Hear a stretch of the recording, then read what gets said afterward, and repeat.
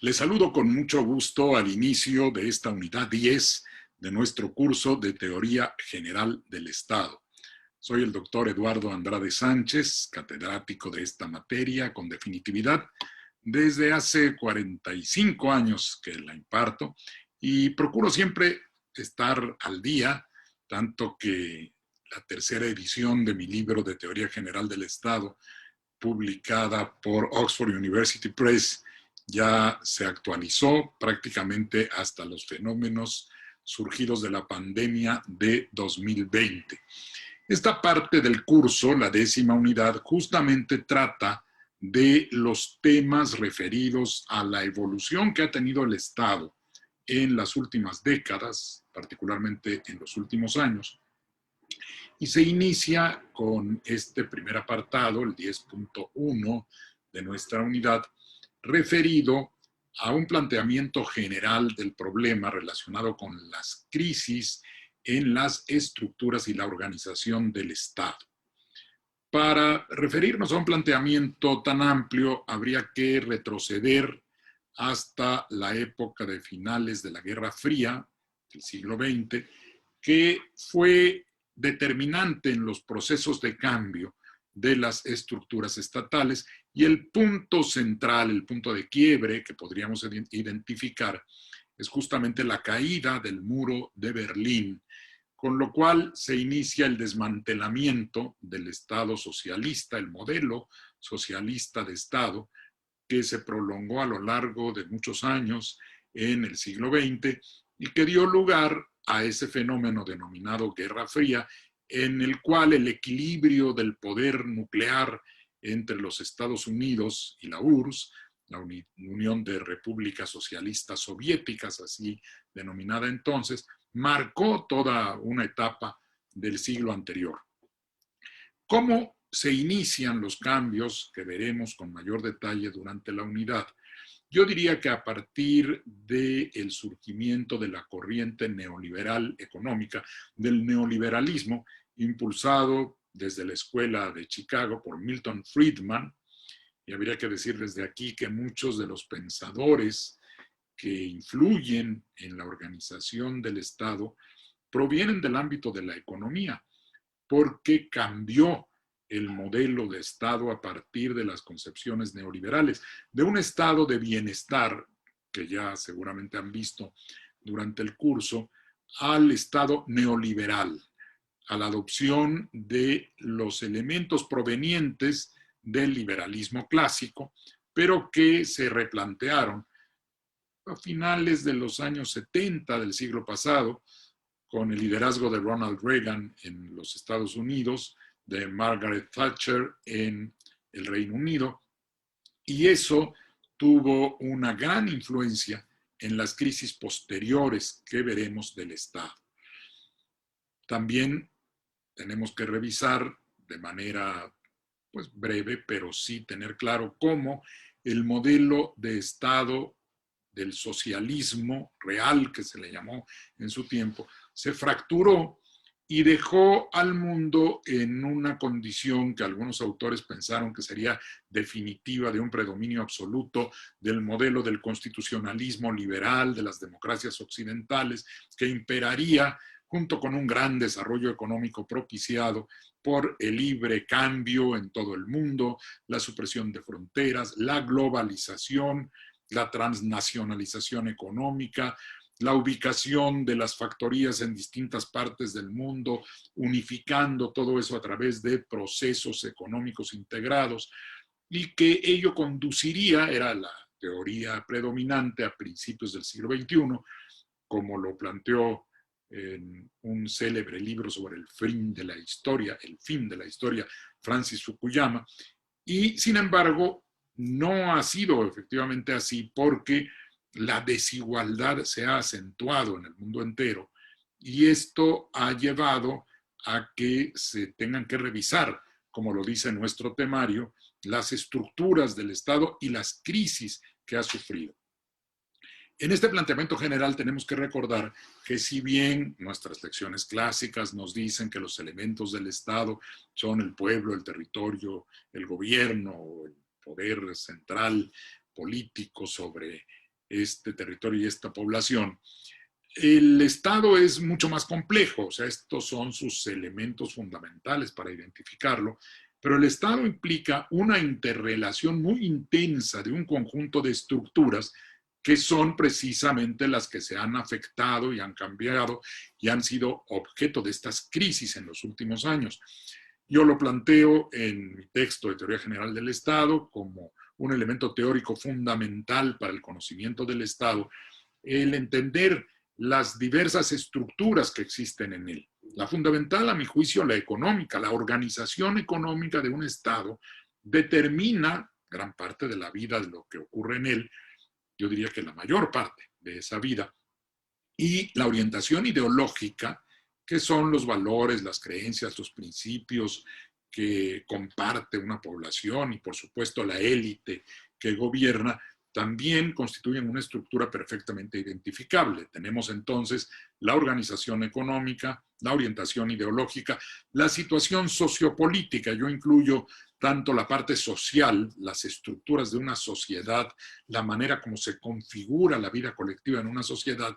y que tiene un impacto inmediato sobre la manera como se gobierna esa sociedad. Por eso lo sociopolítico lo considero imbricado de manera tal que uno y otro elemento o una y otra estructura dentro del Estado se configuran recíprocamente. Finalmente, la expresión jurídica, que es también otra estructura, como en normas de cumplimiento obligatorio se refleja toda esta estructura económica, social, ideológica y política, y todas estas columnas, diríamos, o sistemas o subsistemas al interior del Estado, se ven afectados con motivo de los distintos cambios que se han dado en los últimos años. Ese sería pues nuestro planteamiento inicial y pasaríamos al apartado 10.2 de nuestra unidad, que ya se refiere a la evolución reciente de esas estructuras del Estado. Y por reciente yo diría que tampoco podemos dejarlo solo en los últimos lustros, sino que para entender bien cómo se ha ido modificando la actividad al interior del Estado, las estructuras que lo configuran, las relaciones entre los Estados, tenemos que acudir primero, como ya lo decía yo, al conocimiento de la corriente neoliberal, que profundizaremos en otra parte de la unidad, pero todo este aspecto que retomó las ideas básicas del liberalismo, que eran la retracción del Estado. El Estado, en la teoría económica liberal clásica desde el siglo XVIII, se considera que no debe efectuar tareas económicas directas, no se debe encargar de la producción o de la distribución o del consumo, eso lo deben hacer los particulares. Y tampoco debe incidir demasiado el poder público en esa actividad económica de los particulares porque, según la teoría clásica, una mano invisible, sin necesidad de reglas rígidas, sino los propios intereses de los participantes en la economía, la relación entre oferta y demanda, todo ello conduciría a una regulación natural de la vida económica y social. Ya hemos visto que no es así, pero esto se ha retomado en el neoliberalismo al tratar de que el Estado se aparte, se retraiga, deje de ser un partícipe en la actividad económica y esta permita además la libre circulación de los bienes, de los servicios, aunque no, por ejemplo, del trabajo o de las personas. Ya veremos cómo esto ha influido también en los aspectos relacionados con la migración. Pero el caso es que esos principios básicos del liberalismo, la no participación del Estado en actividades económicas, la máxima desregulación posible, que solo vigile la actividad de los particulares, que sea el libre mercado, el libre juego de la oferta y la demanda lo que determine los precios y la manera de relacionarse los productores y los consumidores, etc. A esto se añadieron algunos elementos más que tendieron a garantizar el predominio del capital financiero internacional, reduciendo incluso las posibilidades de ejercicio de la soberanía monetaria por parte de los estados. Pero, en fin, todo eso tuvo su origen en el denominado neoliberalismo, en esa escuela de Chicago encabezada por Milton Friedman. Y a esto debemos añadir, para poder revisar el desarrollo de las estructuras y la evolución de las mismas en el Estado, tenemos que agregar la referencia que hacía yo en la introducción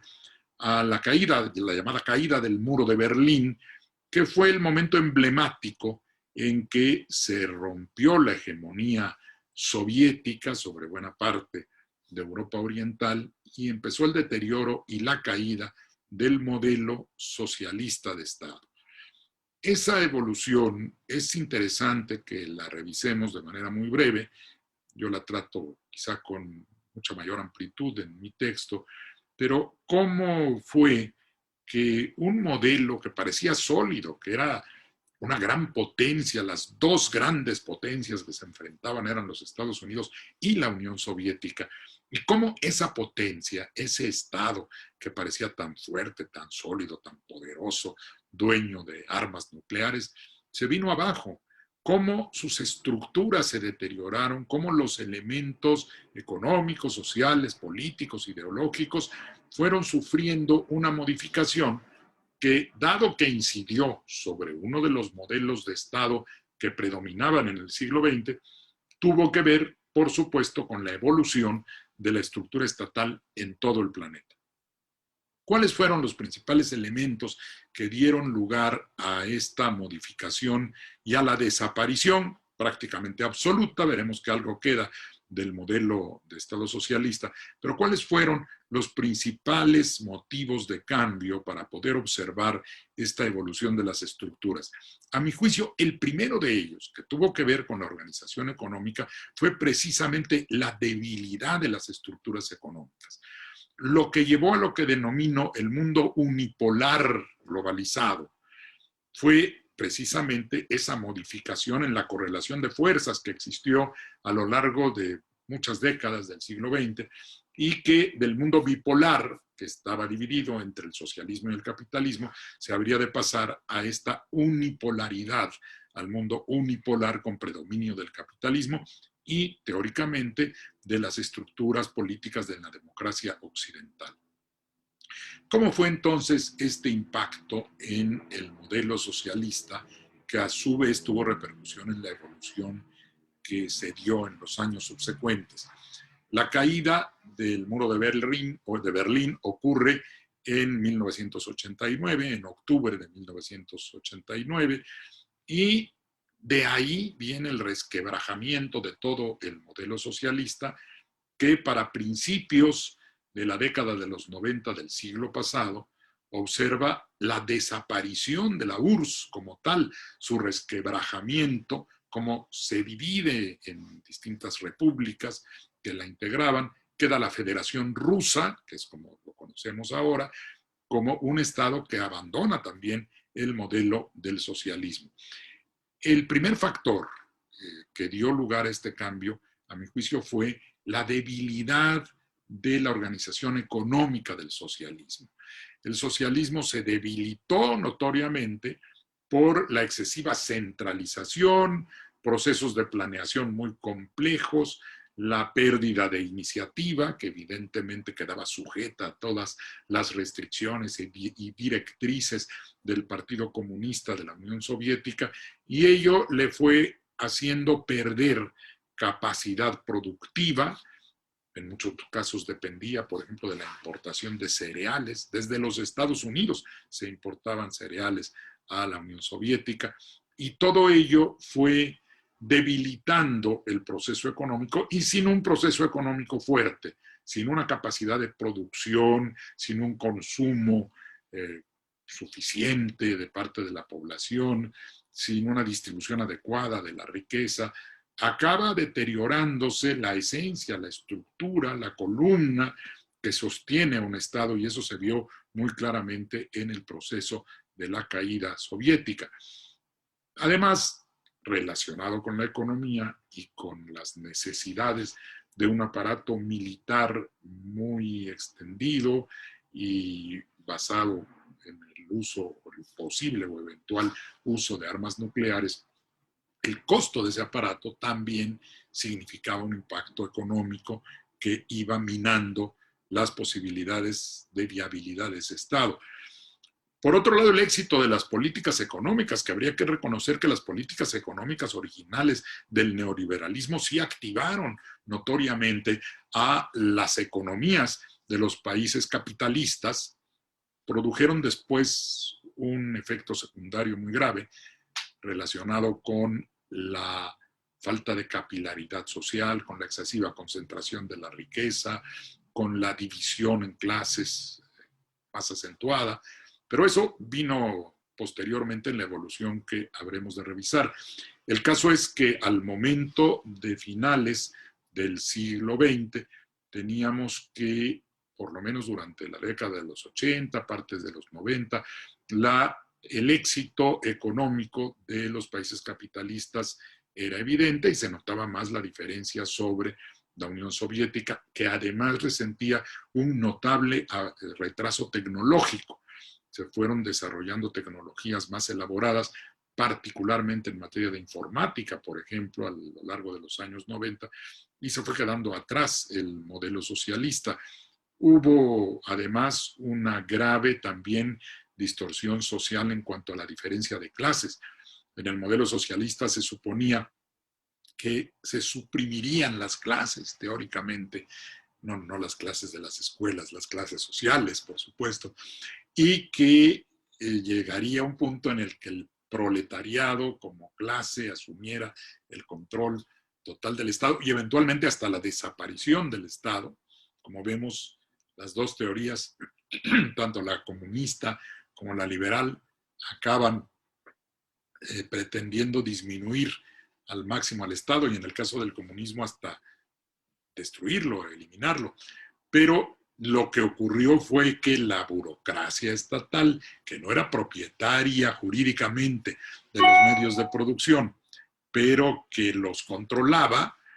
acabó dándole la razón a Marx. Ese control de los medios de producción la convirtió en una clase dominante, una clase económicamente dominante y políticamente dominante, con clases subordinadas que además fueron entrando en procesos de rechazo al sistema político, de protestas, el caso de Polonia fue evidente, y ello fue otro de los factores, esa ruptura del tejido social y esa diferenciación de clases también tuvo que ver con la evolución que se dio en ese estado. A eso habría que añadir la intervención desde el punto de vista ideológico muy importante del Papa de ese tiempo, de Juan Pablo II, de origen polaco. Karol Wojtyła era su nombre original. Él era de nacimiento, nació en Cracovia, y sabemos que Polonia tiene un catolicismo muy importante. Desde su posición de papa de la Iglesia Católica, influyó notoriamente sobre el área socialista, especialmente en su estado de origen, en Polonia, y esto motivó también una reacción en contra del sistema comunista. De manera que con este conjunto de elementos vemos cómo se fue configurando la desaparición de ese polo de desarrollo social y económico y otras cuestiones que no, por ser aparentemente coyunturales, puede uno perder de vista, que es la figura de Mikhail Gorbachev como jefe del Estado soviético, que trató todavía de hacer algunas modificaciones con la llamada perestroika, que buscaba un cambio de la estructura económica, que no se logró dentro del propio socialismo, la glasnost, que procuraba hacer un esquema de transparencia de las actividades gubernamentales, pero finalmente la participación de Gorbachev como una figura muy importante históricamente, como dirigente de la Unión Soviética, el último prácticamente, no logró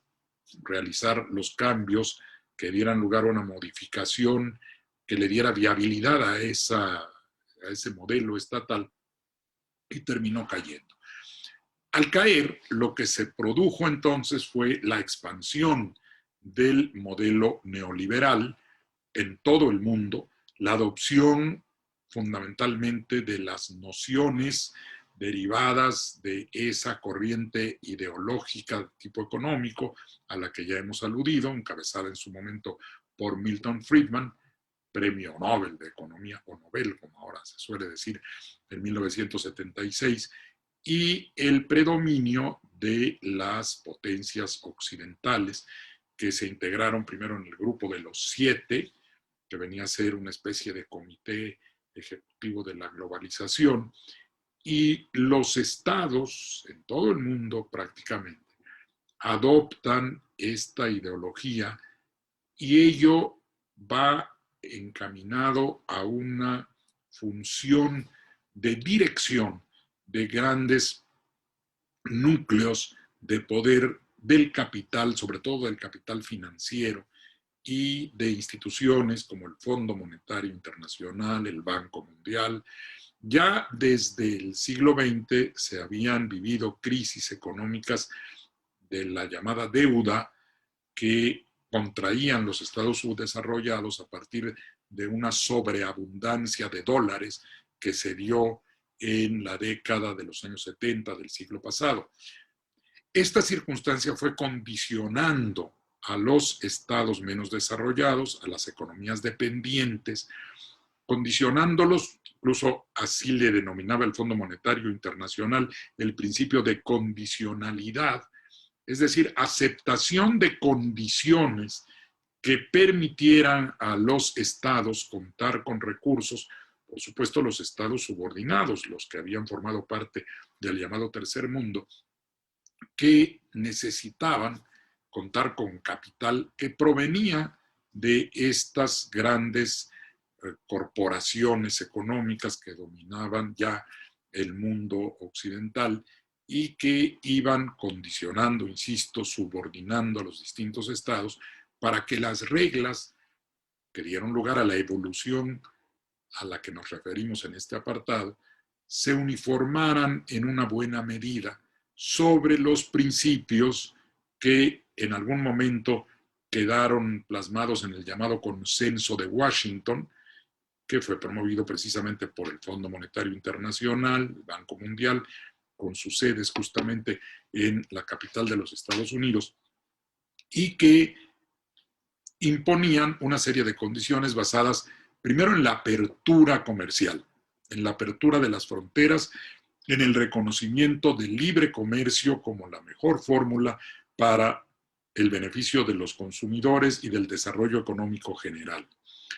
Una disminución de la actividad del Estado, como ya les decíamos, la retracción del Estado como regulador de la vida colectiva para dar lugar a una desregulación, en algunos casos también a una llamada autorregulación de las propias empresas. Y como figura dominante en todos estos desarrollos económicos, la gran corporación, es decir, las grandes empresas transnacionales productoras de bienes y de servicios que constituyeron sistemas oligopólicos, es decir, de pequeño grupo de productores de bienes o de servicios que fueron dominando todo el mercado mundial. La búsqueda de una mayor liberación del comercio también tenía que ver con la facilidad para el traslado de estos bienes producidos por las grandes empresas de una parte a otra del mundo. La desestructuración de los sistemas de producción, que también influyó en la evolución de todos los estados en el planeta,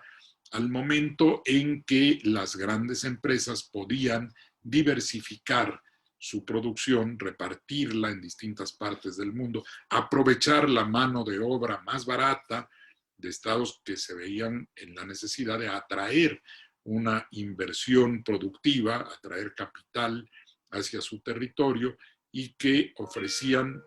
distintas ventajas. La principal era el menor costo de la mano de obra, pero también a ellos se agregaban mejores tratamientos fiscales para la gran corporación o una disminución de las medidas de beneficio, de control del medio ambiente, las medidas de carácter ecológico más laxas para permitir que se instalaran grandes conjuntos empresariales en sus territorios. De modo que es la estructura económica del neoliberalismo que se difunde a lo largo de todos los estados y que penetra esas mismas estructuras estatales en la evolución que se da de manera mucho más intensa a partir de finales del siglo XX y durante buena parte de lo que llevamos del siglo XXI. Está pues claro que tenemos un impacto o una evolución en primera instancia de carácter económico con la liberalización del comercio, con la desregulación, con la retracción del Estado como poder imperante sobre la economía, con una tendencia a las privatizaciones, a ir desmontando las empresas públicas dirigidas por el Estado y que éstas se trasladaran a la propiedad de particulares. Además, un control financiero distribuido por todo el mundo a través de una disminución de la capacidad de la soberanía monetaria de los estados. Finalmente, la autonomización, si me permiten decirlo así, de los bancos centrales en cada uno de los estados dependientes iba haciéndolos más dependientes de la moneda extranjera. Los grandes bancos centrales, por ejemplo, de los Estados Unidos, la llamada Reserva Federal, o el Banco Central Europeo, o el Banco de Japón, sí siguieron emitiendo moneda con toda liberalidad, pero se restringió la posibilidad de hacer lo mismo a los estados con menor desarrollo. Esta es pues la evolución que vamos observando a lo largo de los últimos años del siglo XX y les digo hasta por lo menos 15 del siglo XXI en cuanto a la parte económica. En lo ideológico, el predominio de la ideología neoliberal y la adopción, por lo menos formalmente, si no de manera total y absoluta, pero formalmente de los modelos de gobierno de las democracias occidentales. Pero aquí viene un pero importante. La evolución que se da desde el punto de vista social en los estados a partir del predominio de este modelo económico e ideológico conduce a una acentuación de la desigualdad. Y esto se observa por autores, incluso algunos que no podrían ser tachados de socialistas. Aquí me refiero a esta parte del curso que tiene que ver con el pensamiento político actual, que como antes decía, está sobre todo influido, determinado por pensadores económicos. ¿A quiénes hay que tener en cuenta? Pues primero a Friedman, por supuesto, que ya lo comentamos, pero como reacción a ese neoliberalismo hay que leer a Joseph Stiglitz, que tuvo un cargo muy importante en el Banco Mundial, un hombre que conoció por dentro las estructuras del capitalismo financiero y que ha escrito precisamente contra ese modelo por conducir a una grave desigualdad. Y hay autores más recientes como Thomas Piketty, de origen francés, que publicó la obra El Capital en el siglo XXI, que es la que ha sido más famosa, aunque tiene algunas otras, en las que resalta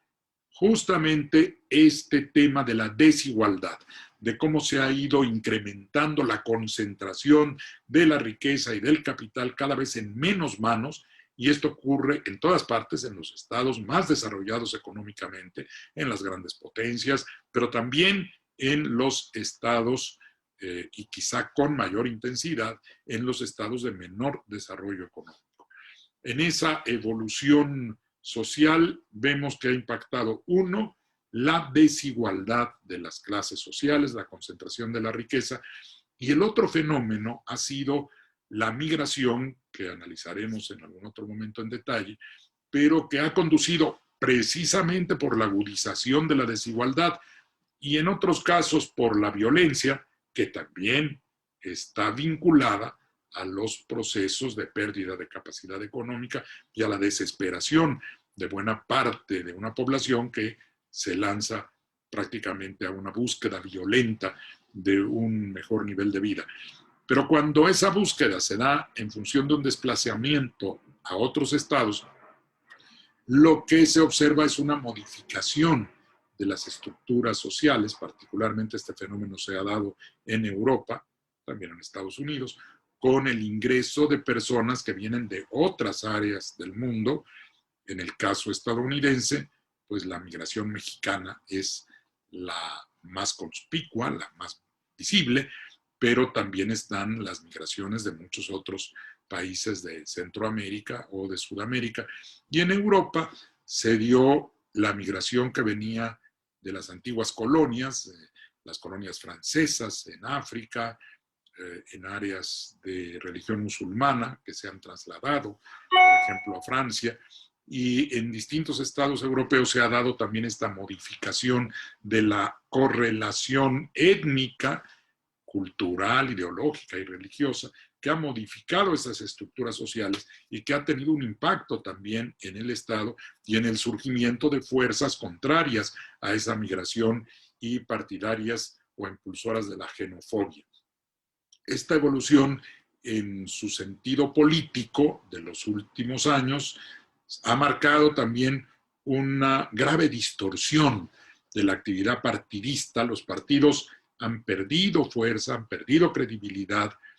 y en parte eso se debe a que se ha extraído del área de los propios gobiernos de los estados nacionales, se ha extraído la verdadera capacidad de dominio. Dado que los gobiernos de estos estados están influidos por el predominio del capital transnacional y por las reglas que se han impuesto, que son identificables en este llamado consenso de Washington, pero a las cuales ya aludí hace unos momentos,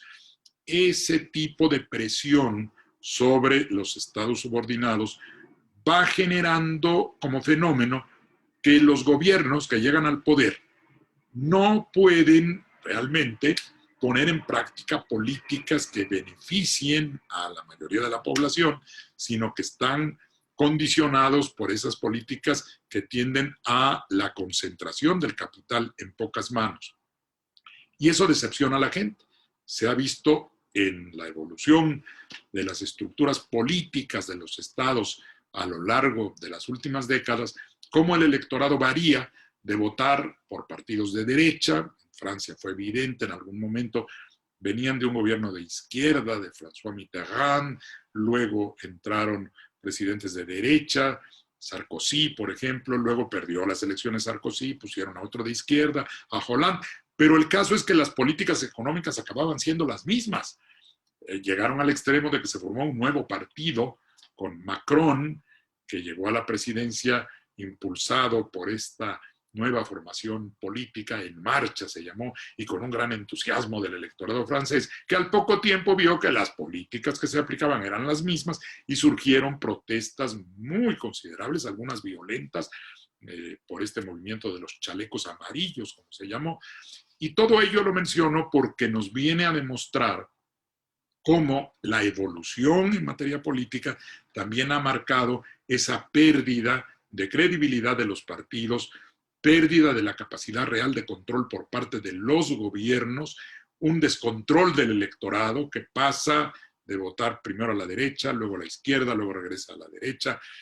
Lo hicieron, por ejemplo, en Chile también, entre los presidentes de Michelle Bachelet y Sebastián Piñera. Michelle Bachelet de izquierda, tuvo un cuatrienio, luego Piñera de derecha, luego volvió Bachelet, luego regresó Piñera, y lo que hay en Chile es una gran descomposición social y política, precisamente por la influencia depredadora de estas políticas neoliberales que, por ejemplo, afectaron considerablemente el sistema de pensiones en todo el mundo. Chile fue un modelo de ese sistema de pensiones que es seguido, se ha seguido también en México, y que aparentemente a través de las cuentas individuales iba a ser más beneficioso para la población trabajadora, y a la vuelta del tiempo la gente ve, por ejemplo, en Chile, que no tiene acceso a una verdadera pensión digna y justa.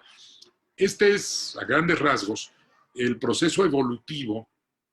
en las diferentes áreas, en las diferentes estructuras del Estado, desde que advino el mundo unipolar después de la caída del bloque socialista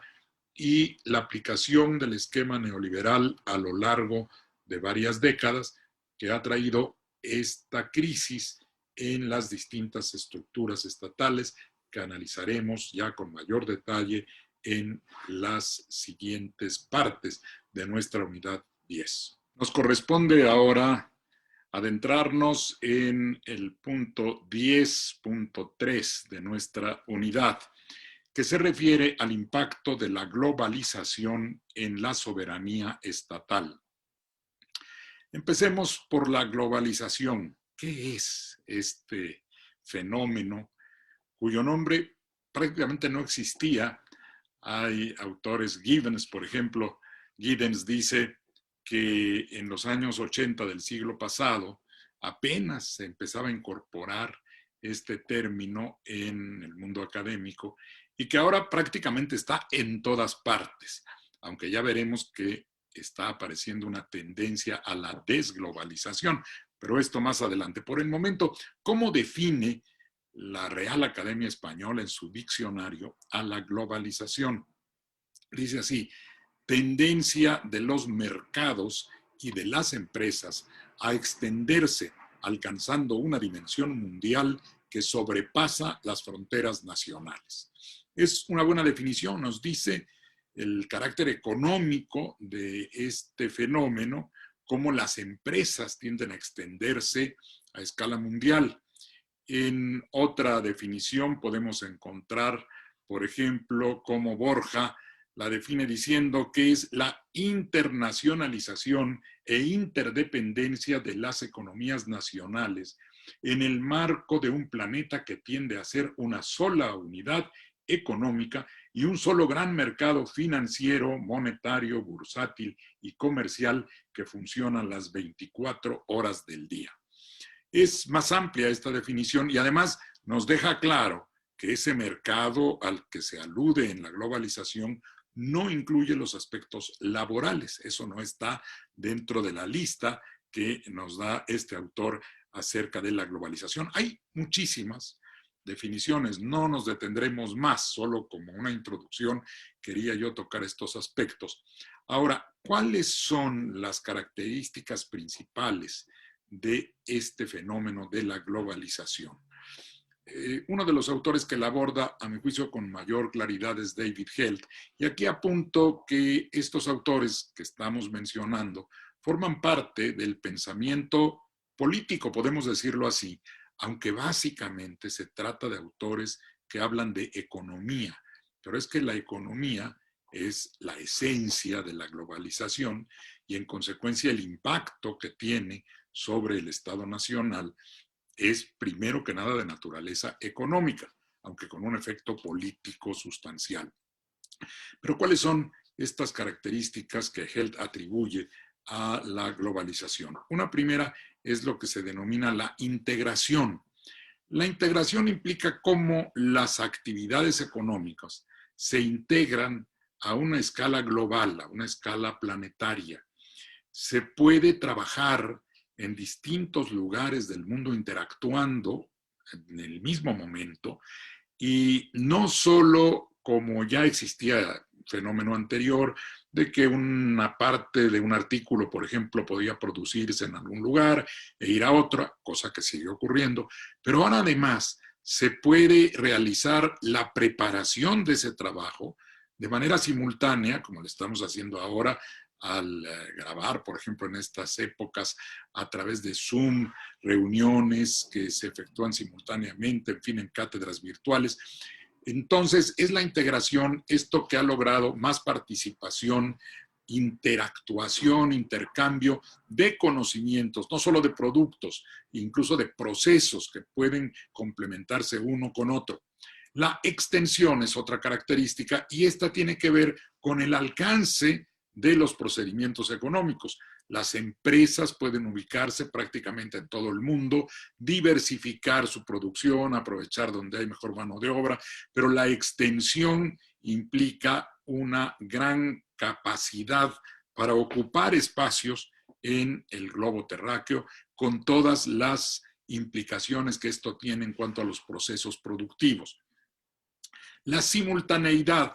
tiene que ver con la integración. Precisamente la integración es posible por la simultaneidad como una circunstancia que hace posible lo que parecía físicamente imposible, que es estar, por ejemplo, en 2 lugares a la vez o en 3 lugares a la vez. Las nuevas formas de comunicación nos permiten estar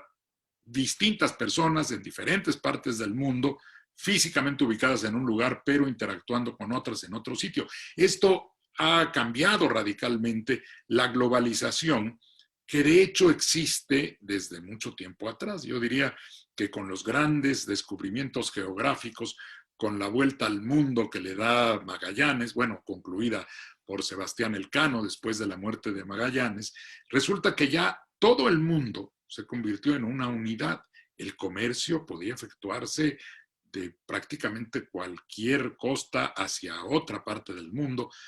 pero la diferencia con lo que ocurre ahora, con esta simultaneidad de la que hablamos, es que una carta, por ejemplo, en el siglo XVIII, se tardaba de ir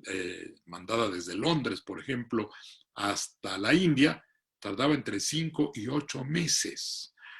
Entonces la comunicación era mucho más lenta y por supuesto ahora el correo electrónico nos permite que a la velocidad de la luz estemos comunicados de un sitio a otro del mundo, intercambiar información muy rápidamente. Los negocios se pueden hacer a través de estos métodos electrónicos, así es que puede uno decir que una carta, un correo electrónico ahora, llega en el mismo instante prácticamente en que se está enviando. Y si alguien quiere hacer un trayecto como este que menciono entre Londres y la India, siempre y cuando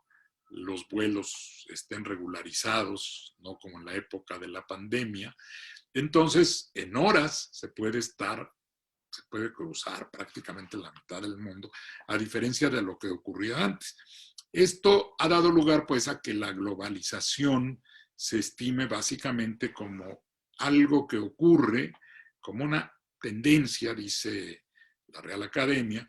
pero en realidad es algo más que una tendencia a esta integración de actividades. Es un fenómeno real que está sucediendo en el mundo entero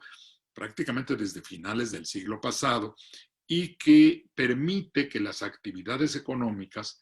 respecto de los estados nacionales rebasen esas fronteras, que las actividades económicas no estén inmersas en el ámbito del Estado-Nación, sino que éstas fluyan a través de distintos estados, de los países que comercian, ya no solo entre ellos propiamente, sino que las empresas, la gran corporación internacional o transnacional, como se le denomina de mejor manera, estas compañías transnacionales comercian internamente entre ellas, llevando los productos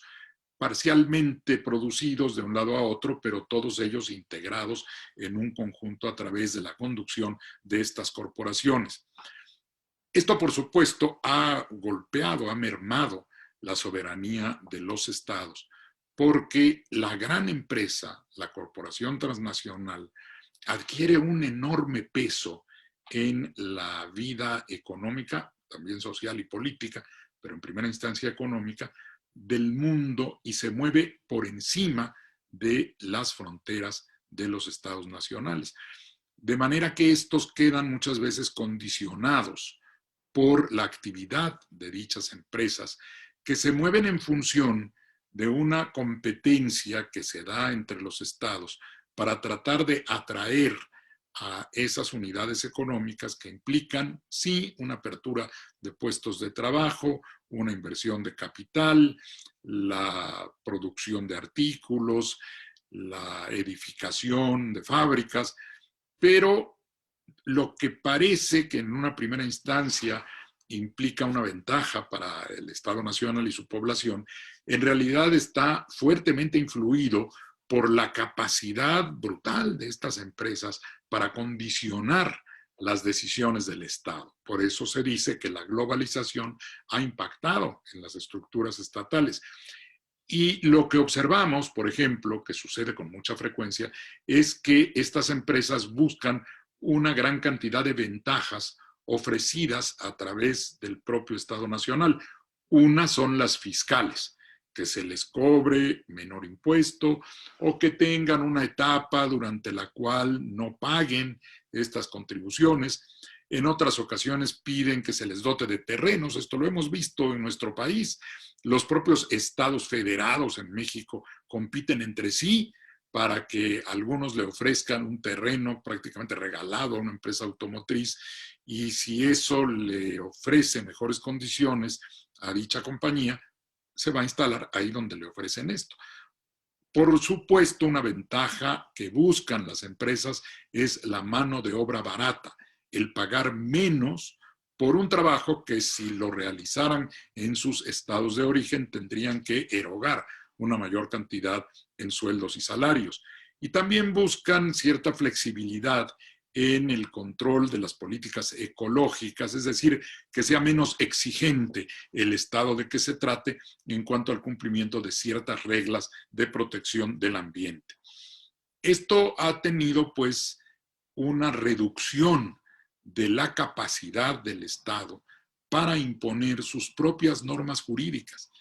Entonces, estas quedan muchas veces, como dicen distintos autores, condicionadas a aquella presión que ejerce el capital transnacional que maneja estas enormes empresas en el mundo, que tienden a manejar, a dominar la mayor parte de su mercado entre pocas unidades empresariales. ¿Cómo se observa, según distintos autores, esta influencia de la globalización, que concretamente es, como lo hemos dicho, la fuerza, la capacidad de imponerse de parte de estas grandes empresas, entre las cuales se ven con mayor capacidad de influencia las que manejan los recursos financieros, a lo que aludiremos más adelante. En cuanto a las distintas teorías para atender la influencia o el impacto de la globalización sobre el Estado, observamos, por ejemplo, en el caso de este autor que comentaba yo, de David Held, que se ha producido una doble tendencia o un doble análisis en las diferentes corrientes de análisis. Una que se centra en la teoría política de la democracia, en la idea de que el Estado sigue siendo un centro de decisiones y que esa fuerza de la soberanía estatal sigue existiendo pese a las distintas manifestaciones de fuerzas económicas externas. Sobre esto habría que decir, en primer lugar, que Held distingue, y es por eso que llega a esas conclusiones, entre lo que denomina soberanía y autonomía. Y ello equivale a dos concepciones de la soberanía que nosotros también hemos visto en nuestras clases. La soberanía, en su sentido jurídico, es un término absoluto, de manera tal que jurídicamente la soberanía no admite grados, y en el mundo internacional por eso se aplica el principio de la igualdad jurídica de los estados que realizan o tienen relaciones entre sí. Pero la soberanía como fenómeno político, a lo que él llama autonomía,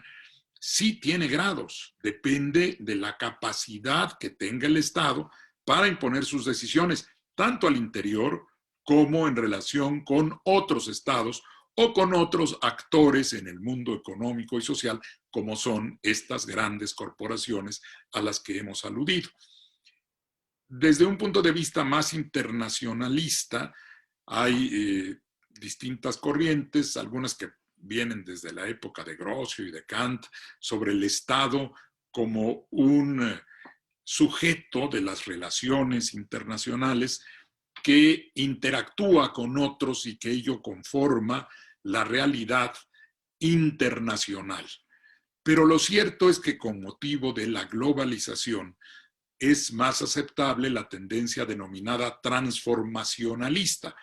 que se llama así porque implica una transformación de la conducta y el papel del Estado en el ámbito internacional. si bien sigue siendo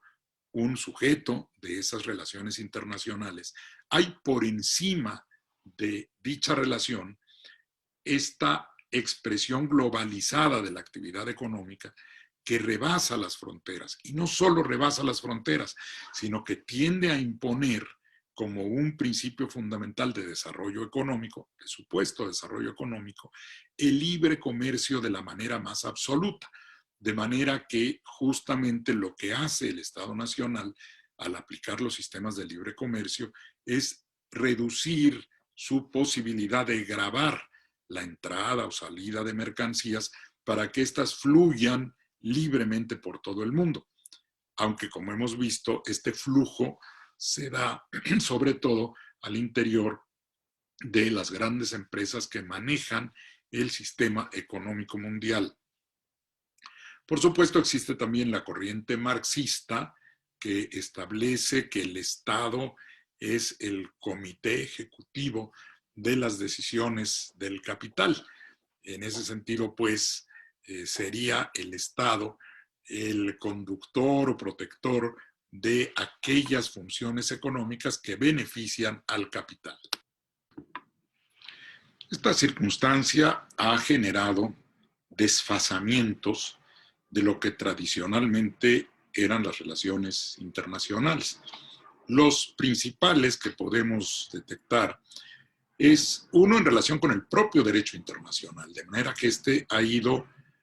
aumentando su función sobre las relaciones. Si bien el derecho internacional de todas maneras proviene solo de la voluntad soberana de los estados,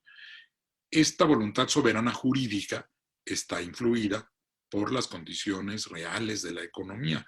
de manera que aunque la fuente de la norma internacional es la soberanía de los estados, ya que no hay un órgano legislativo mundial que se imponga, ese derecho va generando una serie de condicionamientos. Por ejemplo, en el caso de la Unión Europea, las directivas generadas a través, ahí sí, de órganos configurados por la voluntad de los estados, pero siempre derivados de tratados, llegan a tener un mayor impacto sobre la vida de los ciudadanos de esos estados. Otro desfasamiento que se observa es la denominada internacionalización de la toma de decisiones políticas. Y esto deriva de que las organizaciones internacionales, como lo veremos en nuestro siguiente apartado, están influidas, condicionadas por los aspectos económicos que se imponen básicamente a los estados de menor desarrollo. Y estos configuran sus decisiones políticas a partir de esas acciones internacionales más que por su propia actividad endógena. La existencia, esto está ligado a un tercer desfasamiento que se menciona, que es la existencia de poderes económicos y estructuras internacionales de seguridad, les llama HELP. En realidad, muchas de ellas tienen que ver con la presencia militar de las grandes potencias, particularmente de los Estados Unidos en este tiempo, la OTAN, por ejemplo, la llamada Organización del Tratado del Atlántico del Norte, una organización de tipo defensivo, principalmente frente a la Unión Soviética en el siglo pasado, pero que tienen también un peso sobre las relaciones de los estados y sus decisiones políticas internas. De ahí que yo insista muchísimo que no podemos ver solamente la globalización como un fenómeno político, como un fenómeno económico, sino como un fenómeno político, porque no es solamente un conjunto de relaciones económicas que uno pueda analizar en el mundo entero y cómo interactúan los sujetos económicos, sino tiene que ver con las decisiones del poder. Y el poder político, hasta ahora el poder político formal, corresponde a los estados nacionales. Cuando llega a haber algún poder político de carácter superior, como en la Unión Europea, esto deriva de que los propios estados nacionales han cedido parte de su soberanía a órganos o instancias o instituciones de carácter superior. Es como ocurre en una federación. Si bien la federación, cuando es la forma de un Estado nacional, implica, por supuesto, una mucho mayor sujeción de las entidades federativas al poder constitucional centralizado. Pero de cualquier modo, la esencia teórica del traslado de soberanía consiste en que se permita o se admita por parte de una unidad política como es el Estado Nacional la existencia de alguna instancia superior a la que se subordine, pero se subordina en función de su propia decisión soberana. Sin embargo, esas decisiones soberanas, como bien decía, están determinadas enormemente, en una gran medida, por la fuerza de estos poderes externos que están representados de manera unificada por el término globalización. Y dado que hay esa presión política, yo insisto que estamos ante un modelo de dominación, que la globalización es, además de todo lo que ya vimos desde el punto de vista económico, constituye un modelo de dominación que yo defino de la siguiente manera, consistente en que un grupo reducido de personas que controlan los centros financieros en los estados capitalistas postindustriales pueden imponer su visión del mundo y sus decisiones económicas y extraer recursos de cualquier persona o conjunto de personas en cualquier lugar y a cualquier hora del día. ¿Por qué es esto así? Porque es un fenómeno de poder, porque no se trata solo de una serie de intercambios económicos, sino de la imposición de decisiones que afectan la vida de la gente. Un cambio rápido en el valor económico de la moneda de un país puede destrozar a diversos sectores de su propia economía. De ahí que los centros financieros mundiales se han convertido en un poder centralizado, aunque este poder no está formalizado, ni tiene carácter democrático, ni rinde cuentas, ni está controlado, ni tiene ningún tipo de renovación periódica. Es un poder sin control, pero es un poder. Y en la medida en que este control de las finanzas mundiales está centralizado en un pequeño grupo de personas, por supuesto que manejan instituciones de carácter financiero, pero ese pequeño grupo de personas que está en el centro de las decisiones financieras mundiales y que se beneficia de esas decisiones, constituye un poder político, porque es un poder sobre la vida de las personas. Una modificación en la calificación, como veremos en nuestra siguiente unidad, de las empresas calificadoras puede causar un grave daño a la economía de una nación y, por supuesto, a la economía de sus ciudadanos. De manera que este esquema además ha producido una enorme desigualdad porque implica que ese control financiero que va eliminando la capacidad de decisión de los estados tiene una manifestación que conduce a la concentración de la riqueza al extremo de que se habla del mundo 2080, es decir, de que el 20% de la población del mundo, aproximadamente, porque esto parece estarse incluso agudizando, según dicen algunos autores, el 20% de la población del mundo tiene el control del 80% de la riqueza del mundo. Y si lo observa uno con mayor detalle, hay fuentes que nos indican que 500 personas de enorme poder financiero en el planeta pueden contar con la misma riqueza que 3.000 millones de habitantes. Y hay esos mismos 3.000 millones aproximadamente sobreviven con $2 diarios de ingreso, mientras hay gerentes de las grandes corporaciones del mundo que ganan millones y millones al mes. Y todavía hay mayor pobreza en zonas en donde viven alrededor de 1.200 millones de habitantes en el planeta que ni siquiera llegan a $1 al día. Eso deja claro que el supuesto desarrollo y beneficio que debería traer a todo el mundo la amplitud del sistema liberal, expresado ahora en el neoliberalismo, que llevaría a la práctica una especie de absoluto comercio libre en el mundo para beneficio de los consumidores, no ha sido así. Y en realidad lo que se observa es esta diferenciación cada vez más grave que nos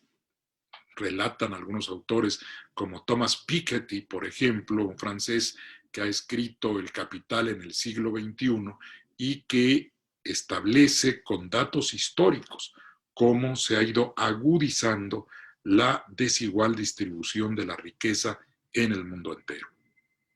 Este impacto genera fenómenos también de desequilibrio social y económico en el seno del Estado Nacional. Ese es otro impacto a la soberanía del Estado Nacional. Y en el ámbito ideológico, observamos la aparición de muchísimas obras acerca del fin del Estado-Nación, que nos dicen que habrá de terminar la función del Estado Nacional para que se establezca una especie de vida colectiva unificada en el mundo como producto de la globalización y que el Estado-Nación, como una figura que proviene de varios siglos atrás, habrá de diluirse y finalmente desaparecer. Entre muchas de estas obras, yo escogí una de Kenichi Ohmae, un autor japonés que escribió precisamente un libro llamado El fin del Estado-Nación. Seguía en la línea de Francis Fukuyama, al que ya mencionamos, que pensaba que la historia terminaba prácticamente con la caída del bloque socialista. Pues bien, Ohmae establece una serie de aspectos para analizar lo que él cree que conducirá al fin del Estado-Nación y que, como veremos, no necesariamente se cumple de ese modo por distintos motivos. Pero veamos cuáles son los aspectos que él aborda. Uno primero tiene que ver con la inversión. Incluso hace una figura pues un poco forzada sobre, dice que son las 4 I's que guían esta tendencia a la desaparición del Estado-Nación. Una primera tiene que ver con la inversión, dice él, porque la inversión condiciona, influye en todo el planeta en cuanto a la colocación de recursos financieros. Los estados están dependiendo para su desarrollo, sobre todo, por supuesto, los estados condicionados a esos centros de poder mundial, lo que en algún tiempo llamamos el tercer mundo. Estos estados ven disminuida su soberanía por la influencia que tiene sobre sus decisiones la inversión de capitales. Justo lo que acabábamos de comentar. El Estado compite por buscar que el capital llegue a su interior, entre otras cosas además porque parte de su soberanía económica se ha afectado en razón de que se le limita por los centros financieros internacionales la capacidad de emitir su propia moneda. Esta idea de que los bancos centrales tienen que ser autónomos los hace autónomos del poder del Estado-Nación, pero los subordina al poder de los grandes centros financieros internacionales y de los bancos centrales de los países o conjuntos de países más poderosos, porque ya lo explicábamos anteriormente, los bancos centrales de los Estados Unidos, por ejemplo, la Fed, emite dólares sin ningún control. Y lo mismo pasa con los euros en el Banco Central Europeo, con los yenes de Japón. Son bancos que sí ejercen una soberanía monetaria e incluso la imponen a escala mundial, en tanto que, además de controlar sus propios sistemas monetarios, tienen una determinante acción sobre los bancos centrales de otros estados, a través hasta de condicionamientos respecto de las personas que ocupan cargos en los centros financieros de los estados nacionales. Normalmente,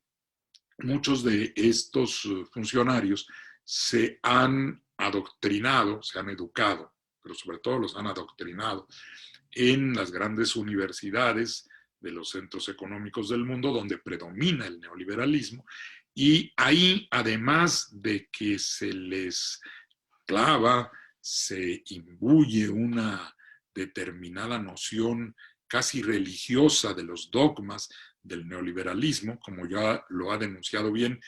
por cierto, alguien que fue Premio Nobel de Economía y funcionario del Banco Mundial, Joseph Stiglitz, que tiene muy claro este proceso de cómo se adoctrina a estos funcionarios desde las escuelas de economía de las grandes universidades del mundo. Y este adoctrinamiento tiene además un complemento. Ahí se establecen redes de conocimiento entre estos estudiantes cuando llegan en esa condición, pero que cuando van ascendiendo en la escala de las posiciones financieras, en la banca nacional o en los centros de decisión político-económica como los ministerios de Economía o de Hacienda, estos tienen un conjunto de relaciones establecidas desde su época estudiantil y esas relaciones también conducen a unas expectativas de desarrollo de su carrera profesional, no solo en su nación de origen, sino que si hacen bien la tarea y si apoyan y hacen todo lo que deban hacer para favorecer la imposición de los dogmas neoliberales, entonces ascenderán en la escala internacional a tener un puesto en el Fondo Monetario Internacional, en el Banco de Pagos, en el Banco Mundial, en la OCDE. Es decir, esa parte de la academia y el control ideológico de funcionarios encargados de las tareas hacendarias y financieras es una estructura globalizada, piramidal, en la que muchas veces le conviene más a un, vamos a decir, un gobernador de un banco central de un país como México, le conviene más quedar bien con sus jefes reales de los centros financieros mundiales para que luego lo jalen a una posición más importante en una institución financiera internacional. Eso es pues en cuanto a la inversión, al fenómeno que está ligado al dinero que se invierte en un determinado país y las condiciones que se le imponen a ese país para recibir tal inversión. Y lo peor de este fenómeno es que no necesariamente la inversión es de carácter productivo, sino meramente especulativo. Predomina en la escena financiera globalizada la especulación, entendida como el afán de obtener ganancias a través del aumento artificial de los precios de las acciones o de las monedas de los países con los cuales se comercia o que sirven esas acciones o esas divisas como base de un mercado de intercambio que permite obtener ganancias relativamente fáciles en muy corto tiempo, sin que haya implicado ninguna inversión física siquiera en el estado del que se trate. Yo pongo el ejemplo en mi libro, en la Teoría General del Estado. Aprovecho a recordarles que pueden consultar la Teoría General del Estado en su tercera edición, publicada por editorial Oxford University Press, que una inversión, por ejemplo, de $1,000 millones, y son inversiones que se realizan en el mundo, son transacciones que ocurren, fíjense ustedes, en un día, en un solo día, en el mundo entero, el mercado de divisas, los movimientos de compra y venta de monedas en el mundo, representa aproximadamente 6.6 billones de dólares, es decir, millones de dólares. Billones en el sentido español, como lo usamos, ustedes saben que en Estados Unidos 1 millón de millones es 1 trillón, pero para nosotros 1 millón de millones es 1 billón. En esa medida, como explico esa cantidad, 6.6 billones de dólares equivale a 5 veces el producto anual de México, Producto Interno Bruto, de un año de actividad económica. En un solo día se hacen transacciones por esa cantidad, por 5 veces la cantidad que representa el producto de todos los bienes y servicios producidos por México. Eso nos da una idea de cómo se mueve esa cantidad de dinero, que además se hace de manera virtual. No se trasladan lingotes de oro de un lado a otro, ni billetes, simplemente se mueven botones de computadora y así se hacen las transacciones. Cuando hablo de una posible transacción de $1,000 millones, no estoy exagerando. En el año 1995, si no recuerdo mal, un empleado, se llamaba Leeson, de un banco importante británico, el Barings Bank, estaba haciendo sus transacciones cotidianas de acciones, vendiendo y comprando en el mundo entero. Y este muchacho, 27 años tenía entonces, se equivocó, hizo un mal cálculo sobre movimientos que estaban detectados en el índice Nikkei de Japón, que es el índice de la Bolsa de Valores de Japón. Hizo un mal cálculo y realizó una transacción por virtud de la cual en un día, con un solo botonazo de computadora, perdió el banco $1,000 millones. Quebró por una sola transacción. De modo que no exagero al decir que puede haber ese tipo de transacción. Imagínense ustedes, en la medida en que se muevan $1,000 millones de un momento a otro, pues se compran, y ahora como son los mercados abiertos las 24 horas del día, pues alguien puede hacer una transacción en París siendo las 9 de la mañana en Europa, 9 horas después, siendo las 12 del día en Nueva York, puede revender lo que compró 9 horas antes. Supongamos que ha movido $1,000 millones y que hay un cambio de una milésima del valor del dólar en esas 9 horas. Esa milésima del valor del dólar multiplicado por $1,000 millones le van a permitir ganar $1 millón solo por la especulación en 9 horas. Y esa ganancia no tiene ningún sustento real en ninguna producción de nada, de ningún bien, de ningún servicio. Simplemente fue una transacción virtual. Claro, en el momento en que la persona, si hace efectiva esa ganancia, es como en un casino. Puede estarse ganando mucho dinero, pero mientras no vayan a la caja a cambiarlo, pues todavía no lo tienen. Pero si esa persona que ganó $1 millón en una transacción meramente virtual hace una compra de un inmueble, una compra de productos por $1 millón, ahí sí ya lo está extrayendo de la economía real, que así le llaman los economistas. Esto es increíble, que nos digan, claramente hablen de la economía real, porque entonces quiere decir que hay otra economía que es irreal, es una economía virtual, hasta que no se extrae del mundo de la economía real esa riqueza, como puede ser la compra de algo con el $1 millón ganado a través de la especulación. Así es que esta tendencia, pues esta situación económica está pesando, le está pegándole al propio Estado Nacional, porque esa transacción de divisas que están en el mercado mundial puede hacer caer el valor de la moneda de un país, y esa caída en el valor de la moneda, entre otras cosas, aumenta, por ejemplo, lo que tiene que producir para pagar una deuda que tiene establecida en dólares o en euros, si es el caso, o en yens. ¿Qué ha pasado? ¿Cuáles son los otros aspectos que aborda Ogmae? El de la industria, ya lo vimos también ligeramente, que es, él ahí analiza los movimientos industriales, la posibilidad a través de la eliminación de las barreras comerciales en las fronteras, que una empresa, como ocurre y se ha incluso denunciado ahora por algunos líderes, como veremos más adelante al analizar reacciones contra la globalización, lo que ocurre es que una gran empresa transnacional puede colocar sus fábricas en donde le resulte más atractivo, como explicamos, porque paga menos por mano de obra, porque paga menos impuestos, porque tiene menos exigencias en el manejo de sus residuos peligrosos, en fin. Y además puede moverse con relativa facilidad de un país a otro, presionando también al gobierno de estos estados nacionales en cuanto a que necesitan tener a la gente ocupada, tener algún empleo,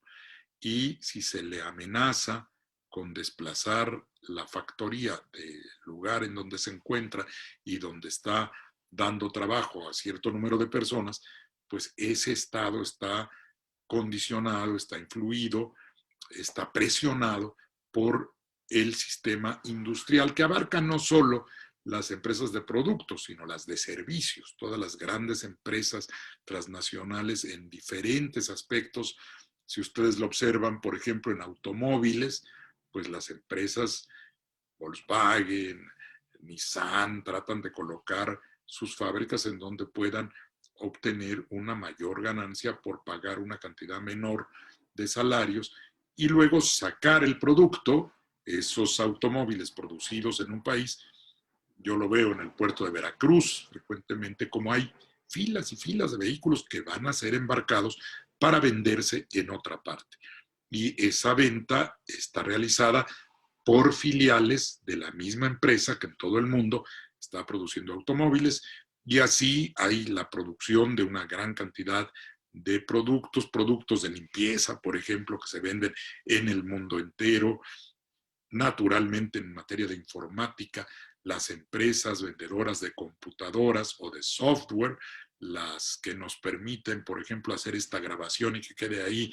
para la consulta en nuestro seminario, son todas. Aquí la computadora con la que estoy trabajando es una computadora cuya marca proviene de un gran centro industrial, postindustrial, decimos ahora, porque además nos están vendiendo no solo el aparato, sino el software, todas las ideas que están adentro, y además es muy probable que esta computadora haya sido hecha en otro país, podría ser China, también podría ser México, pero con partes que se produjeron en diferentes naciones. Es la integración de la que hablábamos, pero el control de los mercados, de los grandes mercados, automovilísticos, financieros, los bancos, de informática, de bienes de consumo, hasta cadenas de comida rápida como McDonald's o distribuidoras de productos para la venta al menudeo. Walmart, por ejemplo, está considerada una de las economías más grandes del mundo. Walmart es mayor en cuanto a sus activos y a su capacidad económica que economías como la de España o la de Australia. Pues parece increíble, pero así es y así ha ocurrido en los últimos tiempos. Fíjense, en la segunda edición de mi libro, yo recuerdo que al hacer la comparación entre los estados nacionales y las empresas, de los primeros 100, de las primeras 100 entidades económicas, considerados como entidades económicas, con capacidad de producción, de ventas, etcétera, había de las primeras 100, en el año de 1996, 52 eran estados nacionales y 48 eran empresas transnacionales. Pues bien, en 2016, es decir, 20 años después, se cambió la correlación al extremo de que 69 de las entidades económicas más importantes del mundo son empresas transnacionales y solamente 31 son estados nacionales. Ahí vemos cómo este sujeto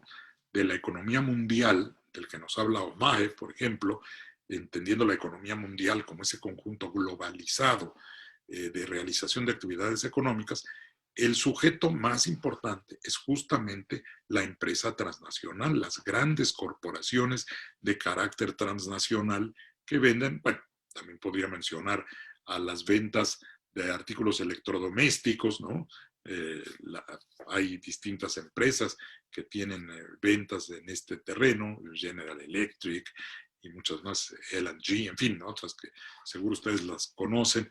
o productoras de refrescos. Bueno, la Coca-Cola es uno de los ejemplos más conocidos desde hace mucho tiempo de las empresas transnacionales. Pero eso nos muestra que esa economía mundial tiene como sujeto principal a la gran corporación económica, que es la que además se complementa, se relaciona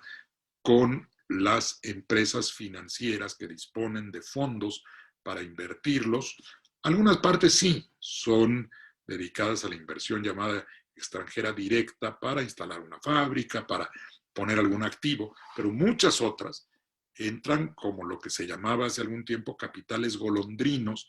que compran acciones en la bolsa de un país y pues sí, ese dinero está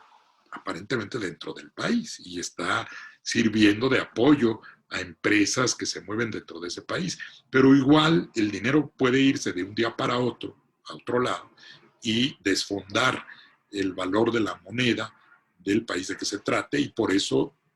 tiene especial cuidado el gobierno de cada país de no poner en peligro esas inversiones, y eso les condiciona su capacidad de decisión y condiciona sobre todo las políticas de mayor impacto social que debería haber y que no puede poner en práctica el Estado Nacional subordinado a esa acción desde fuera de la llamada globalización, porque si lo hace, entonces ese capital va a retirarse de su territorio y le va a crear un problema todavía mayor. Y hay situaciones extremas, como este autor que les vengo mencionando, por ejemplo, dice con toda claridad que él no ve razón para que en lugares apartados, se refería a Japón en su libro, pero esto es aplicable a todas partes, decía, yo no veo razón para que los servicios públicos que incluso el Estado puede estar aportando, electricidad, agua, que no necesariamente tengan que ser iguales en toda la extensión del territorio, que donde la gente no tiene para pagarlos, o queda muy lejos, o es muy caro meter la electricidad o el agua potable, pues no, esos, pues ahí que se fastidien, y si no les llega el servicio, pues no les llega,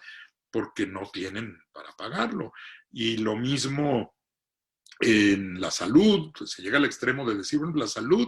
debe ser un problema de cada quien, que se pague su hospital, que se pague su atención médica, que se compre su seguro, claro, porque eso hace fluir el financiamiento a través de los círculos, valga la redundancia, financieros que manejan las grandes corporaciones de seguros. De modo que no sea el Estado, dicen estos autores de corrientes neoliberales, el que tenga que estar dando servicios de educación, de salud, pero también de educación. Se refieren a esas dos áreas. En el caso de salud, pues que cada quien se busque su médico, se compre su seguro, y si no tiene para atenderse, pues ya, ni modo, así le irá. Es una teoría muy individualista, egoísta, diría yo, pero quiere retraer al Estado para que en todo caso todos los servicios de salud sean privados y se paguen de manera privada. Y lo mismo ocurre con la educación. Hay una tendencia a decir el Estado no tendría por qué estar dando educación, que se compre, que sea un producto en el mercado. De hecho, en países capitalistas, particularmente en Estados Unidos, la educación superior es carísima, y no solo es muy alta su adquisición como servicio, su precio, pues, sino que los estudiantes se endrogan, tienen que adquirir deudas, financiamientos para pagar esa educación, y luego quedan condicionados por muchísimos años, si es que pueden salir adelante en el trabajo, para ganar lo suficiente que les permita pagar la deuda que costó su educación superior. Entonces, esto implica pues todo un conjunto de factores que van condicionando a partir de primero de la inversión, y por supuesto la inversión está relacionada con la industria. Yo siento que Hormay quiso jugar con las iniciales porque están estrechamente vinculadas. Las empresas que imponen estas condiciones están ligadas a la inversión, al flujo de crédito. Es otro fenómeno también muy interesante, en que el crédito, si se parte de la idea de que hay un mercado globalizado, entonces una empresa, por ejemplo, y esto se da en el caso de España y México, una empresa española puede venir a participar en una licitación, en un concurso internacional, que también son normas que se han impuesto desde fuera para que los estados se vean obligados a que sus obras públicas, por ejemplo, tengan que concursarse mundialmente y que cualquier empresa de otro lado venga a realizar una obra que quizá podría efectuar una empresa mexicana, a lo mejor con un costo un poco mayor, pero ese costo dejaría que el dinero fluyera al interior de la propia economía mexicana. En cambio, si es una empresa transnacional muy poderosa, viene a llevarse, aunque deje una, suponiendo que la obra esté bien hecha, porque a veces ni siquiera eso, pero si está bien hecha, de todas maneras ese dinero se extrae de la economía del país. Y a veces hasta queda condicionada al pago durante muchos años. Si se trata, por ejemplo, de carreteras de cuota, pues está pagando el usuario ese flujo de capital que llegó para extraer esa ganancia. Pero todavía a mí me parece más grave, y dado que todas las condiciones que se imponen a los estados tienen que ver con la protección de la inversión, sobre todo cuando viene de otro país, se imponen algunas condiciones que, si está abierto el mercado de financiamiento también, como lo está, entonces la empresa, vuelvo al ejemplo que puede ser una empresa española, pero es un buen ejemplo, esa empresa española puede conseguir en España condiciones de crédito, es decir, dinero que le van a prestar para venir a hacer la obra a México y luego lo va a pagar a una tasa de interés más favorable que la que podría haber tenido una empresa mexicana en México. Y lo más curioso es que ese banco que le prestó el dinero en España a una tasa inferior a la que podía conseguir en México una empresa mexicana y que va a favorecer a esa empresa española, ese banco obtuvo sus principales ganancias, sus utilidades mayores, de los servicios que presta y que cobra en México. Ese es su negocio redondo, ¿no? Pues se llevan primero aquí con lo que pagamos de las comisiones bancarias, hasta por sacar nuestro propio dinero de un cajero, si es de un banco distinto, por un cheque, en fin. Es curioso que paguemos tasas de ese tipo por el servicio bancario, pero que no haya un impuesto a la transacción financiera como podría haberlo y como hay propuestas de que se realice. Pero en fin, el punto es que esa apertura de los mercados financieros y de la industria permite estos flujos que acaban siendo contrarios al interés nacional de los estados nacionales, valga la repetición, y que ello es una de las muestras de cómo impacta la globalización sobre la soberanía del Estado. Ahora, ¿qué ha pasado últimamente? Yo observo una retracción de este impacto de la globalización sobre los estados nacionales y sobre su soberanía. Ha habido dos etapas. Una primera etapa tenía que ver con las reacciones que llamaríamos de los grupos de izquierda, que se oponían a la globalización por el impacto negativo que ha tenido en la vida de muchísimas personas que han ido perdiendo su estatus económico, que de la clase media fueron descendiendo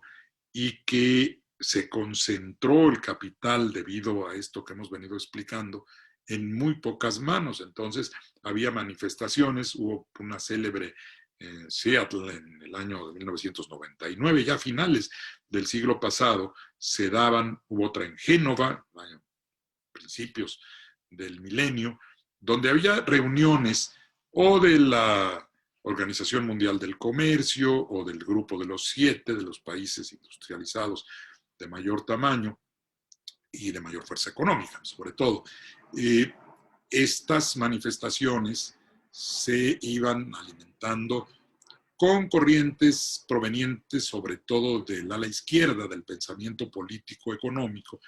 Hubo un foro de Porto Alegre en Brasil y crecieron para oponerse mediante manifestaciones a aquellos fenómenos, aquellas condiciones que derivaban de la globalización, pero en realidad no tuvieron mayor peso sobre la fuerza ejercida por estos centros financieros y económicos del mundo. Paradójicamente, es desde el interior de los países desarrollados, de los países cuyas empresas se han visto beneficiadas mayormente, pero no sus poblaciones, donde ha empezado a surgir una corriente antiglobalizadora. Y esto se empieza a observar a mediados de la segunda década de este siglo. Yo diría que la más representativa de esas manifestaciones fue la nominación de Donald Trump a la presidencia de los Estados Unidos, porque una de las cosas que ha producido la globalización es que también separó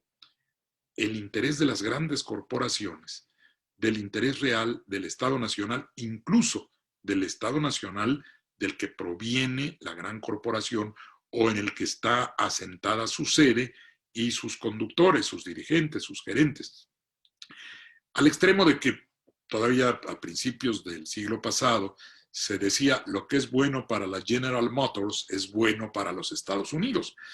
Es decir, si a la General Motors, una gran empresa transnacional automovilística, le iba bien, bueno, pues le iría bien a los estadounidenses. Ahí estarían los trabajadores en Detroit, el gran centro automotriz, o no, para decirlo correctamente, el gran centro de la producción automotriz en los Estados Unidos, que luego dejó de serlo, se convirtió casi en una ciudad fantasma. Y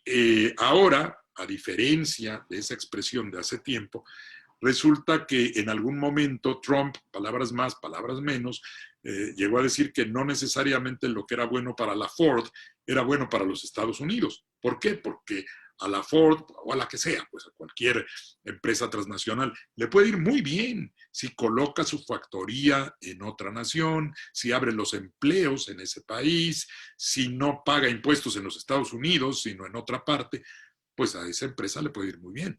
pero afecta a la población norteamericana. Por esa razón, cuando empezó a vender entre las ideas de su campaña Trump, la de que iba a reactivar la industria de la zona del noreste de los Estados Unidos, que fue un gran emporio industrial y se ha venido abajo, esto captó la atención, además de cuestiones racistas, pero en la parte económica,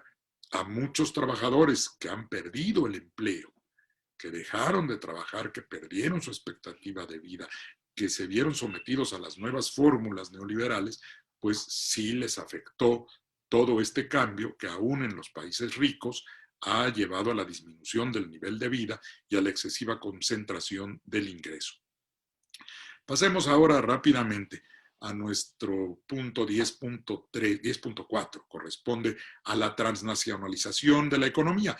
que no es sino la continuidad de lo que venimos diciendo. Uno de los elementos fundamentales de la globalización y de su impacto sobre la soberanía estatal es esta transnacionalización de la economía a la que ya venimos aludiendo, pero en este apartado yo quisiera resaltar algunos aspectos concretos. Por ejemplo, si bien esta transnacionalización, es decir, la difusión de la actividad económica por encima de las fronteras nacionales, proviene desde la época de finales de los años 70 del siglo pasado, como ya lo explicaba previamente en otro apartado, se agudizó muchísimo con la caída del bloque socialista, la extensión del capitalismo hacia toda el área que antes tenía una economía centralmente planificada, y eso incrementó la globalización y las economías transnacionalizadas, es decir, todos estos flujos de producción, de capital, de servicios, etc. Y entre esos aspectos está primero lo que se consideró, y así lo fue, un triunfo del capitalismo que, sin embargo, manifestaba distintas tendencias todavía entre algunos de los grupos de estados con mayor poder económico. Por ejemplo, una tendencia más individualista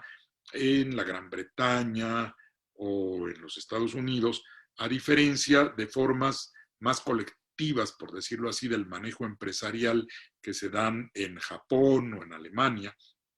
aunque esto también ha ido modificándose. Pero en los estudios hechos a principios de este siglo, se podía apreciar, por ejemplo, una diferente actitud de las empresas. En el caso japonés, las empresas a verse más como una familia con la pretensión de conservar a sus integrantes, de que los problemas a que bueno, perdón, a que decíamos la empresa mantuviera mayor tiempo a su gente, de ahí se pudieran incluso, esto está sonando, es alguna publicidad. Bien, perdón, son los inconvenientes de la tecnología actual. Decíamos entonces, estas empresas tendían a ser más formalizadas de manera permanente y en cambio, en los Estados Unidos una mayor tendencia a la movilidad laboral, a poder desprenderse de trabajadores con mayor facilidad. Y hay en eso un estudio que no me detendré demasiado, pero a quien le interese puede ver las diferentes facetas del capitalismo, aún como corriente ganadora frente al socialismo, con distintos enfoques de sus aspectos fundamentales. Los sistemas de pensiones, la migración, que veremos más adelante, el papel de los seguros, la mayor o menor tendencia al individualismo, al egoísmo, mientras que en otras partes es más solidario, pero de cualquier manera lo que observamos es que las grandes tendencias del neoliberalismo se ven presentes en el momento de desarrollo durante principios del siglo XXI, que sin embargo van modificándose. Pero antes de eso, yo quisiera solo tocar 2 o 3 aspectos que tienen que ver con el desarrollo capitalista y neoliberal de la transnacionalización económica. Uno de ellos tiene que ver con las instituciones internacionales, fundamentalmente el Fondo Monetario Internacional, las de tipo económico. Hay diversas, pero el Fondo Monetario Internacional y el Banco Mundial son determinantes en la vida económica prácticamente de todo el planeta, por lo que veníamos explicando con antelación. Pero estas dos figuras no las debemos perder de vista. Surgen después del final de la Segunda Guerra Mundial, los acuerdos llamados de Bretton Woods dieron lugar al sistema monetario y financiero, y en un principio se suponía que el Fondo Monetario Internacional iba a servir básicamente para regular los aspectos monetarios en el mundo, que tuvieran que ver con intercambio de divisas, evitar un despliegue de procesos inflacionarios, en fin, quizá meramente de tipo monetario. Pero se fue extendiendo a convertirse en un centro de otorgamiento de créditos y de condicionamiento, de la imposición de condiciones a las que venimos aludiendo. En la medida en que los estados nacionales se vieron obligados a contar con un mayor volumen de crédito, al no poder manejar prácticamente su propia emisión de monedas, al verse sometidos a una sobreabundancia de dólares que se dio justo en aquellos años 70 del siglo pasado y que los condicionó a obtener recursos para poder hacer despegar su infraestructura, su economía, pero con algunas condiciones como las tasas fluctuantes, es decir, el compromiso a que yo tomo el crédito ahorita a 5%, pero más adelante me lo pueden subir. Y la necesidad de esos recursos fue permitiendo que se aceptaran este tipo de condiciones, que los estados fueron sufriendo a partir de eso una pérdida de su propia capacidad económica, y al necesitar más dinero, los nuevos préstamos eran condicionados a cumplir una serie de estas dogmas del neoliberalismo: la apertura comercial, la mayor movilidad del mercado de trabajo, la privatización de las empresas públicas, todo un conjunto de decisiones que venían desde fuera y que dieron lugar a precisamente esa pérdida de control del Estado, incluso de aquellas actividades que desarrollaba de manera exclusiva. Se fueron cada vez ampliando más las privatizaciones. En México lo vimos claramente, la privatización bancaria, la privatización de los ferrocarriles, de las telecomunicaciones y ya últimamente la privatización, por lo menos parcial, de la capacidad de producción de hidrocarburos, por ejemplo, o de energía eléctrica. Esto no fue solo en México, fue una tendencia impuesta mundialmente, la privatización como la panacea para una supuesta expansión económica que, como hemos visto, en vez de generar de verdad un mayor bienestar, ha llevado a una centralización excesiva de la riqueza. Estas condiciones, esa disminución de soberanía monetaria, flexibilización del mercado de trabajo, desregulación, es decir, que hubiera menos normas aplicables a la función económica, empresarial, dejar en algunos casos que se recurriera a la autorregulación por las empresas. En fin, se vendió la idea de que el Estado tenía que echarse para atrás, no pretender regular la actividad económica, dejarla en la mayor capacidad de libertad posible, y todo eso fue produciendo esta excesiva concentración de la que hemos hablado, y se puede sintetizar en lo que se ha llamado el consenso de Washington, que es un término importante que recuerden los estudiantes. El consenso de Washington implica todo el resumen de estas ideas que se manejaron en la sede de estas dos instituciones a las que me he referido, que justamente es Washington, y por eso se le ha llamado así. Hay otras organizaciones internacionales también que producen condicionamientos de este tipo. La OCDE es una de ellas, que es una organización para la cooperación y el desarrollo que empezó como un mecanismo de cooperación en Europa después de la Segunda Guerra Mundial, pero al cual se han ido adhiriendo países que se han ido desarrollando un poco más económicamente, pero cuya actividad queda sometida a muchas directrices o por lo menos a tendencias impuestas desde la Organización de la Cooperación y el Desarrollo. Por ejemplo, pruebas como algunas que se realizan en materia educativa para uniformar la manera de catalogar a los estados en materia educativa, o las facilidades para hacer negocios, este sistema que se llama Doing Business, que es calificar a los estados según su apertura para permitir la aparición de nuevas empresas, etc. Este esquema ha ido creciendo, o creció, mejor dicho, al extremo de que produjo la crisis financiera de 2008, cuando esa desregulación dejó a los mercados financieros en tal libertad que se produjo un fraude mundial. A eso llevó la globalización, a una defraudación mundial a través de lo que se llamaron las hipotecas basura,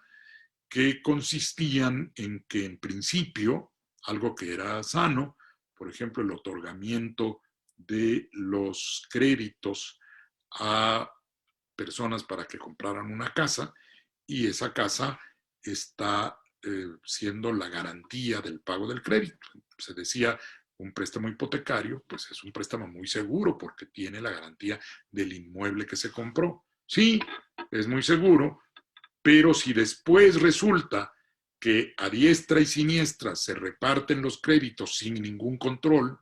si se dan sobre propiedades que no tienen valor suficiente, o si se le otorgan a personas que no van a poder pagarlos, y eso a sabiendas de que había esas condiciones, los centros bancarios y de financiamiento hipotecario empezaron luego a revender esos créditos,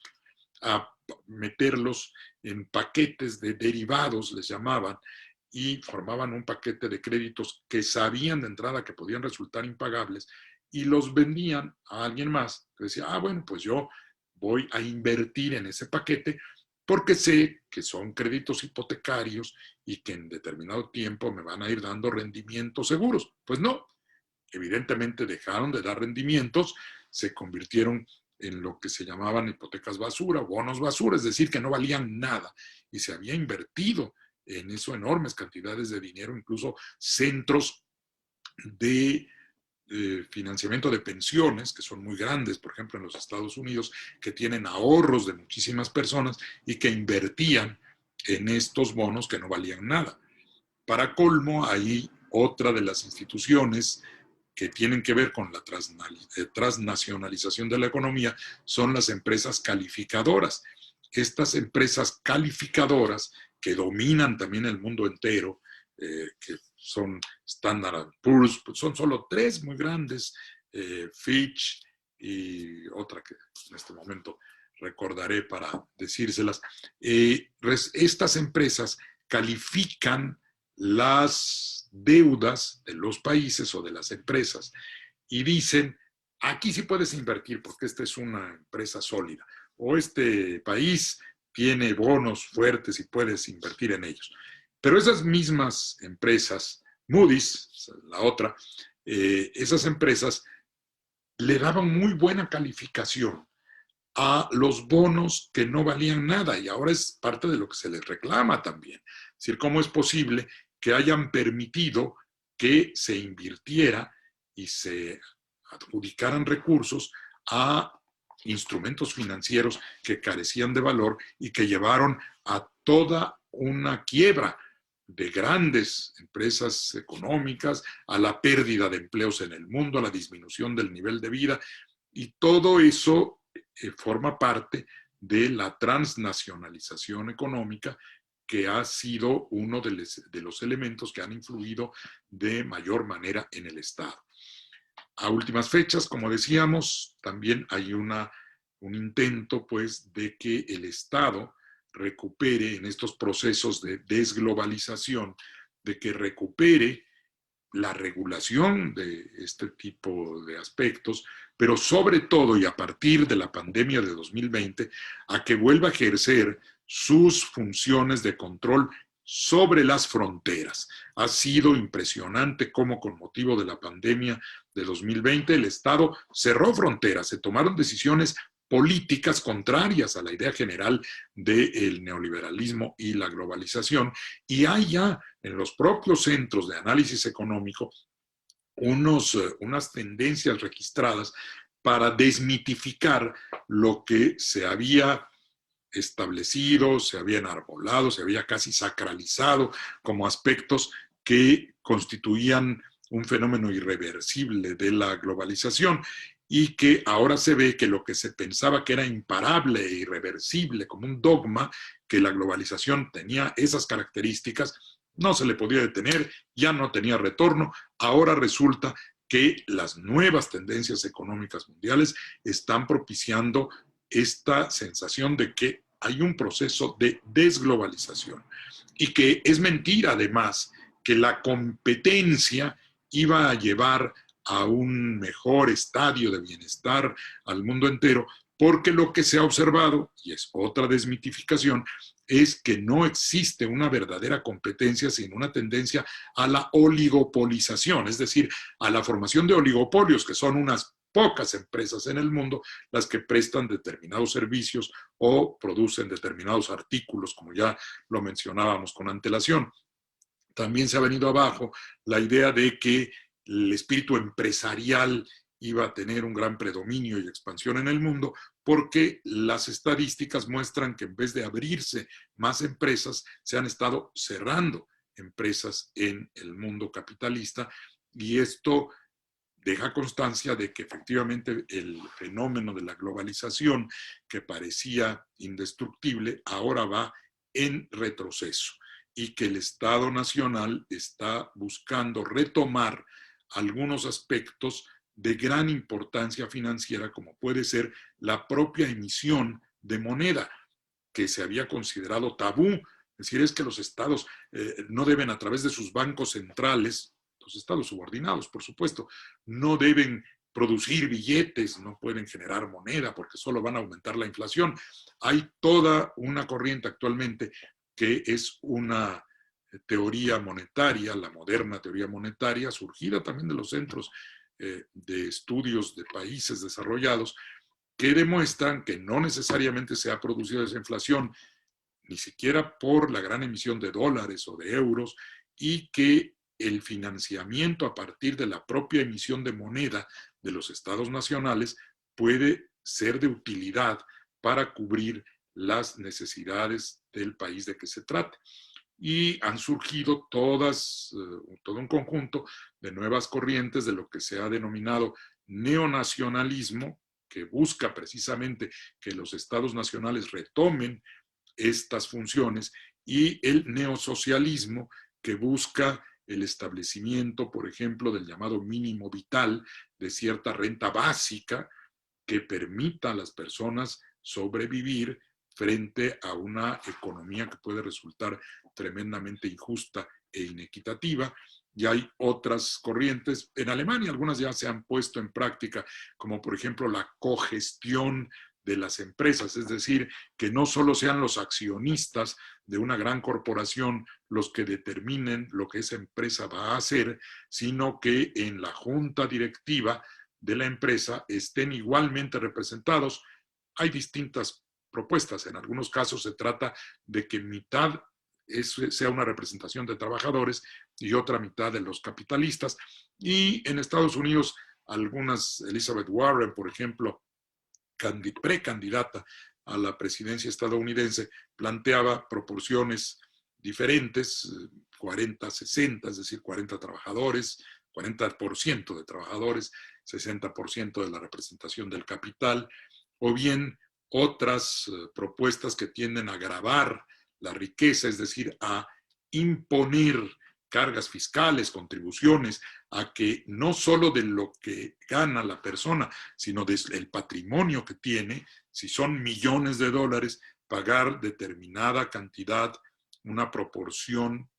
pues, que no los dejaría en la pobreza, una proporción de determinado límite, 1%, 2%, según el volumen de millones de dólares que se tengan, para que ese impuesto a la riqueza pueda generar una mejor distribución de la misma entre la población. Esto pues implica que la transnacionalización de la economía y la globalización, que son fenómenos concurrentes, han tenido un gran impacto sobre la soberanía del Estado, sobre la actividad del Estado nacional, sobre sus funciones, pero que ahora estas mismas tendencias están propiciando a nivel mundial un replanteamiento de la relación económica y una posible desglobalización, así como el obtener nuevamente el Estado Nacional un espacio de decisión que le permita por lo menos hacer retroceder esta grave desigualdad que se ha producido a partir de la aplicación de las políticas neoliberales.